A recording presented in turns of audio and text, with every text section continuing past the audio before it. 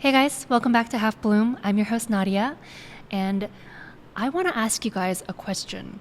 Have you ever realized that when you want to succeed or do well in something, you actually have to go counterintuitive? You have to actually think the opposite of what you think is natural for human beings. And we'll focus on this later. I wanted to talk about this question in depth today about figuring out what you think is right, what your instincts tell you sometimes is right is actually complete opposite for when you want to actually get something you want. It's kind of, why we have to be patient, why we want to be rash, but instead we have to be patient in order to get something, right? And so I wanted to talk about that kind of stuff today. And of course, before we start, I want to talk about the drink that I have today. Contrary to popular belief, I don't always just drink coffee. I actually have an aid today. So this is strawberry and apple, and that's why it's very pink today. This is one of our favorite drinks that we have. We've had this aid for quite a bit now, and it is, I think, very special to us because this actually signifies like working in collaboration with other coffee shops, other brands, other people out there. In the creation of this, you have to work with other people to make this a drink. And also we named it Pink Delight instead of just regular strawberry apple. So the name Pink Delight, also the other drink that we have is Green Sparkle, but it's just a tomato basil aid. And so being able to name things that are cute and fun, I think, is what we all love about doing coffee shops. And so this one is Pink Delight, or in Korean, it's called 분홍 기쁨이. And a lot of people always ask us like, 분홍 기쁨이, what's that? And we always like to be able to explain what it is and why it is that way. It's like just an additional story to tell to our customers, which I love. So today I wanted to give myself a refresher because we just closed shop today. And so it's past 7 o'clock right now already. And so I wanted to quickly talk to you guys for this week. Post hours, just because I have a little bit more energy to me, because I finally feel like there's a little bit of progress with not only myself, but also with the business and relationships as well. So I really wanted to just kind of delve deeper into the thought processes that I've been going through, because it's still very complicated in my brain, but I think by talking through some of this may help you guys as well as you're trying to figure out your own brand and what you want to do. I'm not there yet, but I wanted to, talk things through and see if there's anyone else on this journey trying to, rearrange themselves for improvement. Because it's not all easy and it's not all pretty either. Funny story, I actually saw my mom's mat this morning. It said something about constant success is the best or whatever. And I was like, no, you don't always need constant success. Like, that's not necessarily like a requirement. Like, you need failure within the steps in order to receive success. I don't know. I felt like they were trying to go for something, but it kind of wasn't, I think, the right implication of like, you got to work hard, you have to have success all the time for you to, succeed. And it's like, no, you need failures as well. So it wasn't really an uplifting message to see first thing in the morning. So of course, we can't forget our little weather update and cafe update of the week. It has been absolutely humid. It's like a sauna outside. And so the amount of people that have been walking out and about this week has been very minimal. Like, I remember just like 2 weeks ago, there were people across the street. Like I told you guys, there's like a badminton court, like an indoor badminton court. And so there were a lot of people doing sports. There were a lot of like runners and a lot of like 직장인 or salaryman or just corporate workers in the area coming by for a drink. But it's been actually really quiet this week. There aren't that many people on the street. Usually I feel like people go look for like iced Americanos or like these aids or like watermelon juice, which we do have now at Nadia Coffee House and at Coffee Mate. So good. Like the watermelon, like pink watermelon and yellow watermelon together. And then of course like lemon juice, absolute perfection. Anyway, I go off tangent. I want to talk about the idea of counterintuitiveness because I just had this epiphany moment, which could be very obvious to all of us. We don't necessarily put it into words, but a lot of times we are prone to bragging and talking about ourselves, right? And we know that people don't like people who talk about themselves. And we know that. We also don't like people who always just talk about themselves.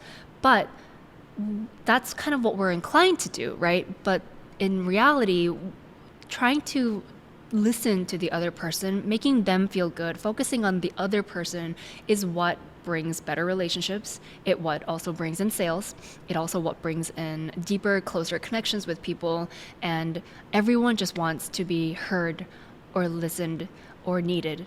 And being able to fulfill that desire, that deep desire within everyone, because we have that sense of belonging, like Maslow's hierarchy of needs, like we need that belonging in order for us to survive or feel good. And anyone who gives us that will make us feel safe. And I think that's the key word here, is that we look for people, or we look for surroundings and environments where we feel safe. And I've kind of been seeing a lot of like anxious attachment and avoidant attachment on social media as well, of like what kind of partner you are to in relationships. And I'm no expert in that, but I think a lot of that has to do with whether you feel safe with the partner or not in certain situations based on your inclinations as like a personality or like as a human being, whether you're more of an anxious or an avoidant. And so we're all looking for a sense of belonging, a sense of safety and comfort. And if we don't provide that to one another, we are not going to, be liked. And it kind of goes along with sales too. The idea of feeling safe is because when we're projected with all these different problems that we may have, we are in that moment of unsafety. Like we want to figure out what is correct. And so there's a lot of ways that advertisements do this to us in terms of like communication strategies and persuasion strategies. Fear, for example, is one of those that has to be paired with a solution or else it won't work. There are also just like more positive emotions or like just feeling evoking ones that kind of bring something out of you, but naturally they want you to feel good, they want you to feel safe, and that's how they get you to move, to get you to buy something, to get you to want something, to get you to look for something. And I don't think I've ever kind of brought in my communication major into any of my interpersonal relationships or in my business, but recently I've been trying to figure out what are aspects that I've learned in my degree, trying to make use of this calm degree to my general life in some sort of way, because I'm sure there are things that I can pick out from that. And I've been told this too, that like I should be able to bring this into my life somehow, and it will make me a much better person and a much better business person as well. But I haven't been able to find that link yet, and I think I'm finally starting to understand it the more that I'm trying to detach myself from the primitive emotions that I have. And linking this to social media, for example, as someone who is trying to create content, I realize that I don't want to be someone who tells you things, right? Of course, I want to be useful, but I also want to hear your story. And being able to figure out that, like, the detail of like, how can I hook you guys in, and how can I give you a story, how can I give you a lesson to learn, how can I get you guys to get moving and doing things. I think that's kind of the part that I was missing, whether it's just feel good or entertainment or whatever it is, trying to understand the different kinds of personalities that exist on social media and then matching it with my own has been a constant struggle. And I think a lot of people who are scared to do social media feel that way as well, because you are not sure exactly what your personality is. Like, you have people that you enjoy watching, but they're not necessarily you, right? And so trying to mix match all these different creators into creating your own voice is pretty difficult. Trying to feel more confident in your unfair advantage, as they call it, is also pretty difficult, because what you think is your advantage, like, you either one, don't want to brag about it, or two, you don't think it's that big of an advantage to be able to showcase it. But everyone has different ways of understanding a message. And so the way that I can say, like, this coffee is really good may resonate with some of you guys, but it might not resonate with some other people. And so being able to just accept the fact that your voice may resonate with other people that nobody else has approached before, I think is very big. And you know what? It's rare to be able to be like Huntrix from K-pop Demon Hunters and like resound the Honmoon and create the golden Honmoon again across the world, because it's very hard to do that, and you don't always have to do that in order to be successful. And you can clearly tell that I have been absolutely obsessed with that album. I've been listening to it nonstop. Like, everything about it, it just speaks like Korean American to me as well. Just because like it's supposed to be K-pop and there's Korean lyrics, but it's also fully in English and all the voice actors are speaking in English as well. So it just gives me that like pride as a Korean American, that movie. And also just the songs are just really, really good. And I've been binging all the content of it. Very quick side note there. So I want to actually get a little bit real with you guys and tell you I hit about 190,000 followers on Instagram and it's dropped to 168,000 and I'm still dropping, and that is the reality. I know a lot of creators don't talk about this drop, and I honestly didn't really want to talk about this until I gained it back up, and I'm still in the process of doing that. But I have been trying to understand what kind of content I want to create, whether it's like talking about things that I realized after setting up a cafe, things that I realized after trying to quit my job, things that I realized living in Korea, or just like, fun stuff. Do I want to do entertainment? Do I want to be like hopeful, or do I want to do life lessons? Do I want to be more playful, or do I want to be sarcastic? These various like versions of me exist, and I keep kind of like dipping my feet in every single one of them, trying to figure out what works. And of course, like every other person, after a single video, I still get discouraged sometimes and not want to do something. But I realize that like, I'm pretty sure that if I try this enough times, or if I just kind of be like, you know what, screw it, let's just focus on this one kind of topic, I'll be able to create something again for you guys that will resonate again, the way that it used to a long time ago. Of course, there are some aspects of me that I cannot do, like I don't dance. Let's not say don't. I am a bad dancer currently, but it's not like I haven't tried to dance before. I used to practice Lucifer from Shiny and Miss Say's Good Girl, Bad Girl with my friends when I was in like 6th grade. And trust me, it was incredibly fun. But once I saw myself in the mirror, it was not so fun afterwards. And I remember just doing like the wave of my body like over and over and over again in silence over many, many, many years of like from middle school and high school. And I've never shown my wave to anyone ever before.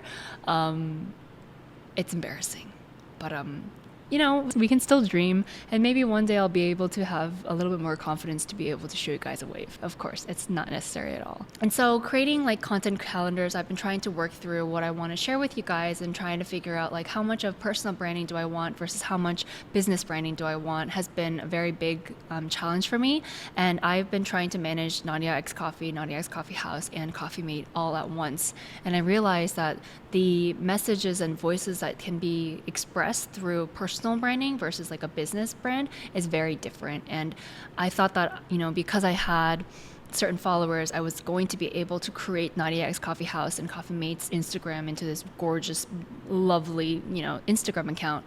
But those are different skills. And sometimes what you see as like the manager, or like the person who's kind of been here throughout like its beginnings, you can't see certain things. And so being able to pass on the thing that you thought you were good at to other people is also, again, another counterintuitive process, something that you have to do.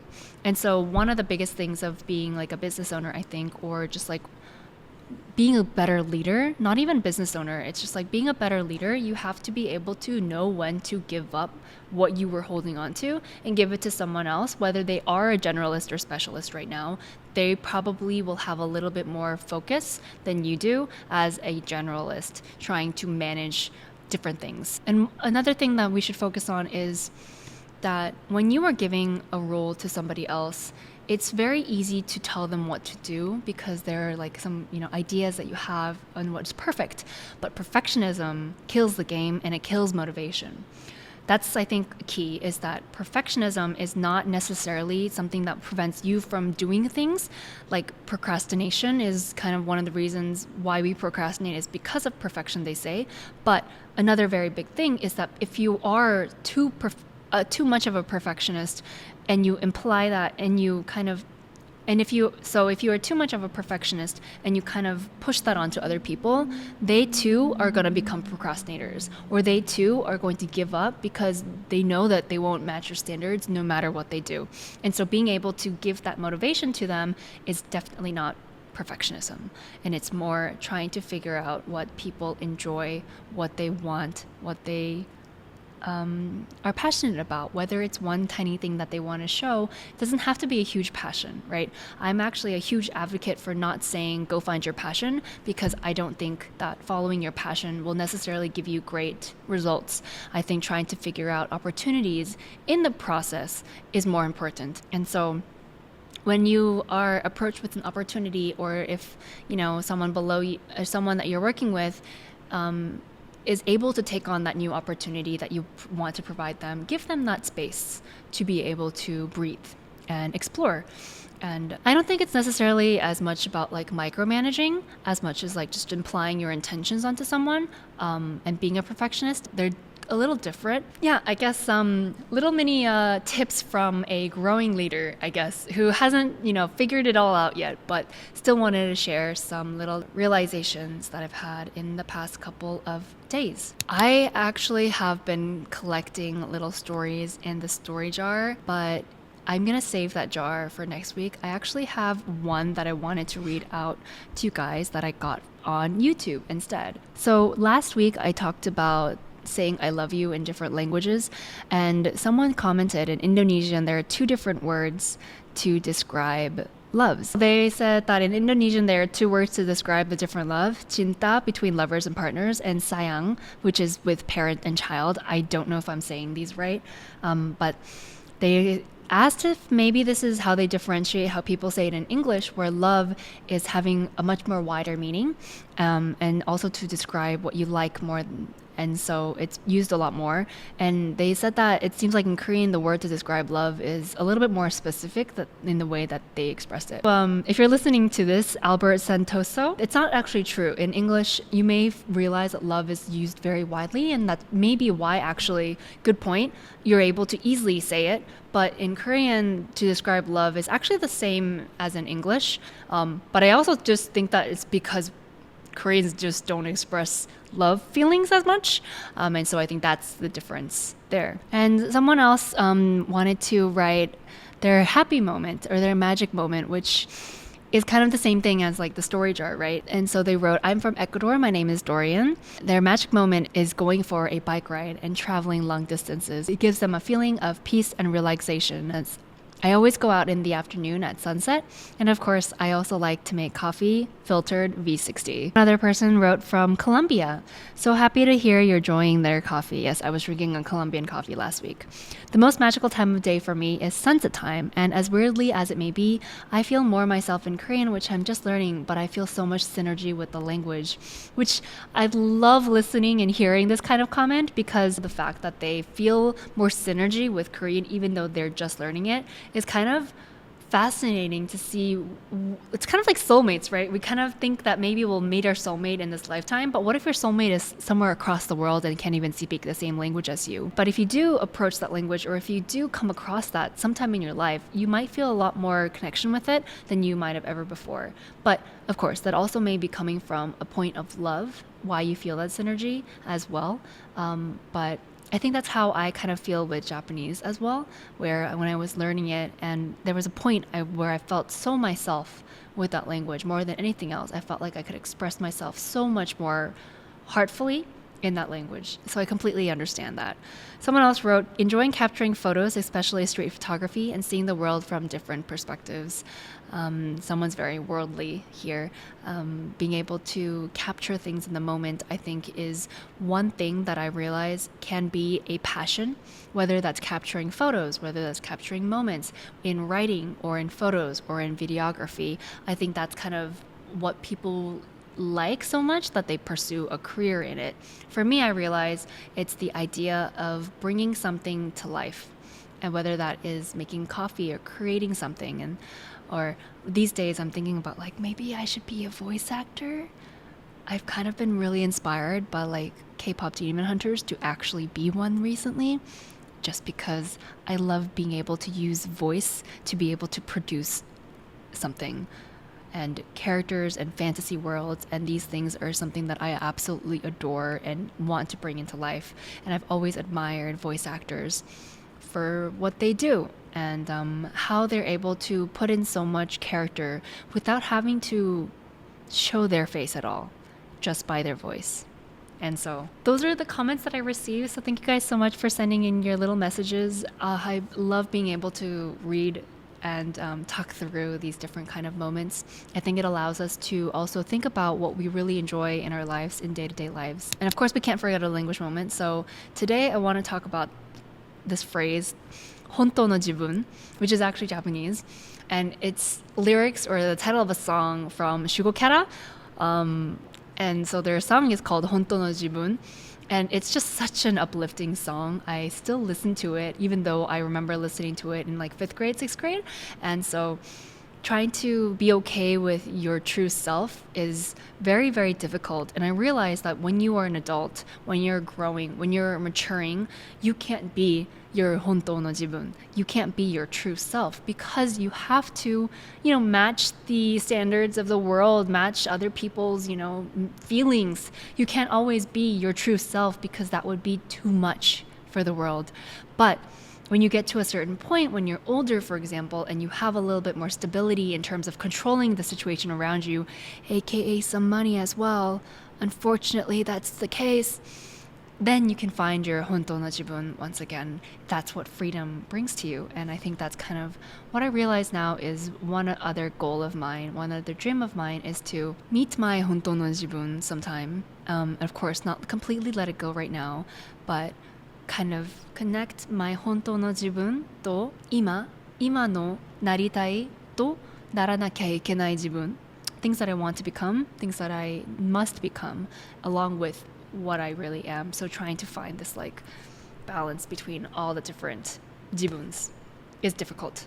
And it's all a learning process, and we're all trying to mature to develop better relationships, better projects, better parents, better kids, better business people, better leaders. And of course, I have to leave you guys with a couple questions. And this week, I want you to think about what is something that was counterintuitive to you that you have learned over the years, and what is something that you've had to completely change about yourself in order to meet the standards and mature yourself. Once again, this was Nadia. Thank you guys so much for listening to this week's podcast, and I'll see you guys next week. I hope you guys stay happy.